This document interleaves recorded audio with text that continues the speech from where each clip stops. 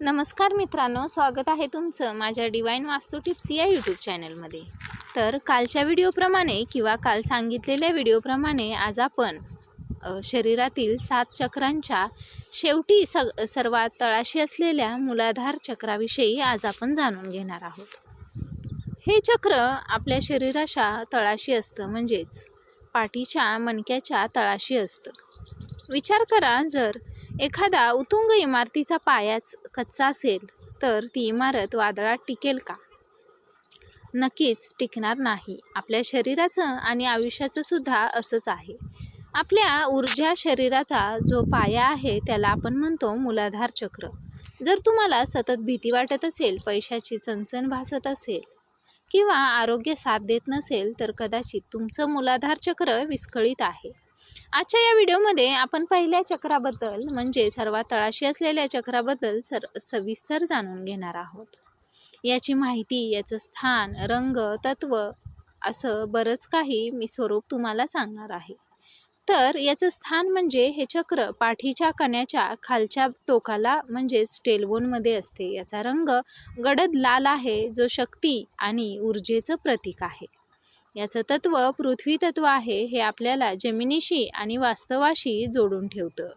प्राणी हत्ती आहे, जो स्थिरतेचं आणि शक्तीचं प्रतीक आहे। मूलाधार म्हणजे मूळ आणि आधार। हे चक्र आपल्याला मूलभूत गरजा जसं की अन्न, वस्त्र, निवारा आणि सुरक्षितता यांच्याशी संबंधित आहे। जेव्हा हे चक्र संतुलित असतं तेव्हा माणूस कोणत्याही परिस्थितीत डगमगत नाही। याचा ज्योतिषशास्त्र सोबत काय संबंध आहे याची माहिती आता आपण पाहूयात। याचा स्वामी आहे मंगळ, राशी आहे मेष आणि वृश्चिक राशीशी याचा जवळचा संबंध येतो। ज्योतिषशास्त्राप्रमाणे मंगळ हा भूमिपुत्र आणि धैर्याचा कारक आहे। जर तुमचं मूलाधार चक्र कमकुवत असेल तर कुंडलीतील मंगळ सुद्धा अशुभ फळ देऊ लागतो। अशा व्यक्तीला राग पटकन येतो किंवा ती व्यक्ती खूप आळशी असते।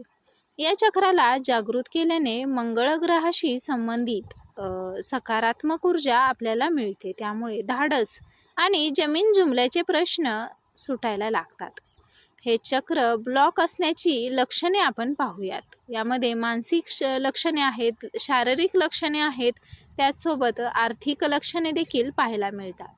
तर सर्वात पहिल्यांदा हे चक्र ब्लॉक असण्याची मानसिक लक्षणे आपण पाहूयात। यामध्ये सतत कशाची तरी भीती वाटणे, असुरक्षिततेची भावना होणे, भविष्याची चिंता, एकाग्रतेचा अभाव होणे ही मानसिक लक्षणे दिसून येतात। त्यानंतर काही शारीरिक लक्षणे देखील दिसू लागतात। त्यामध्ये पाय दुखणे, कंबरदुखी, पचनाचे त्रास, वारंवार आजारी पडणे अशी लक्षणे दिसून येतात।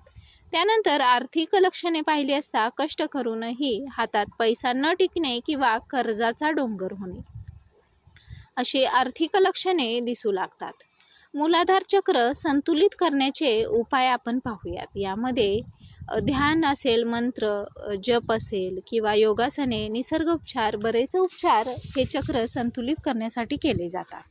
तर सर्वात पहिल्यांदा पाहूया आपण ध्यान आणि मंत्र। लाल रंगाचे ध्यान करा आणि या चक्राचा बीज मंत्र याचा जप करा। याचा बीज मंत्र आहे लम। जमिनीवर बसून हा जप केल्यास पृथ्वीची ऊर्जा थेट आपल्या शरीरात येते। त्यानंतर ताडासन, वीरभद्रासन, वृक्षासन ही योगासने आसने मूलाधार चक्रासाठी सर्वोत्तम मानली जातात। त्यानंतर निसर्ग उपचार हा सर्वात प्रभावीशाली उपचार आहे। अनवाणी पायाने मातीवर किंवा हिरव्या गवतावर चालणे हा यावरचा सर्वात मोठा उपाय आहे। यामुळे तुम्ही थेट पृथ्वी तत्वाशी जोडले जाता आणि मूलाधार चक्र मजबूत होतं। त्यानंतर आहार देखील यावर आहे। त्यामध्ये लाल रंगाची फळे, भाज्या, गाजर, बीट, सफरचंद इत्यादी लाल रंगाची फळभाज्या खाण्यावर भर द्या।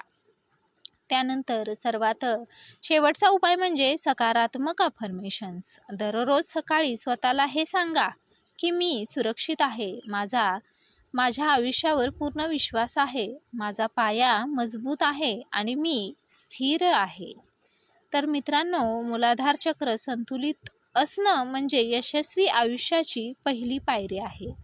जर तुम्हाला हा व्हिडिओ आवडला असेल तर नक्की लाईक करा. पुढच्या भागात आपण जाणून घेणार आहोत स्वाधिष्ठान चक्राबद्दल, जे तुमच्या सर्जनशीलतेचा आणि भावनांचा केंद्रबिंदू आहे. तो व्हिडिओ पाहायला चुकू नका. नवीन असाल तर चॅनेलला सबस्क्राईब करून घ्या आणि अशाच माहितीपूर्ण व्हिडिओसाठी नक्कीच चॅनेलवर स्थिर राहा. धन्यवाद.